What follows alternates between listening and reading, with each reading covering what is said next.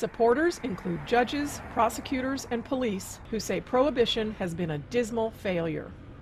Here in Oakland, where dozens of people are killed in drug and gang-related murders every year, my primary concern is that prohibition needlessly and even recklessly compromises our public safety. We have now over 500,000 people in prison that never committed a violent crime for drug use, and there are mandatory jail sentences under these conditions. This makes no sense. It's so expensive, and it hasn't achieved anything. And Hans, you bring up Prop 18, which would essentially legalize people buying for recreational uses an ounce of marijuana in the state of California. And there are a couple of former police chiefs who are in favor of Prop 19 because they simply think that drug-related crime is basically a huge burden.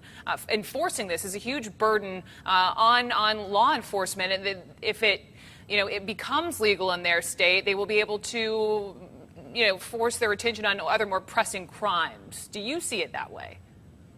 Yes, I can agree with that vision.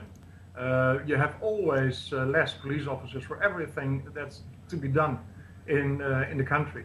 So if you can let go chasing marijuana, you can do a lot of other things who are very important for the people in the country, instead of chasing some people who are smoking with or without legalization.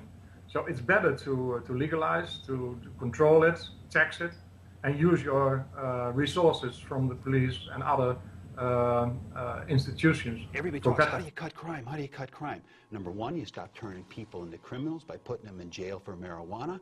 Number two, you defund the criminal element that's out there making the money, the billions of dollars off of these drugs. If we regulate and tax them, that takes the money away from the drug cartels and the street gangs that use that money to terrorize us. Now, wouldn't that solve the crime problem?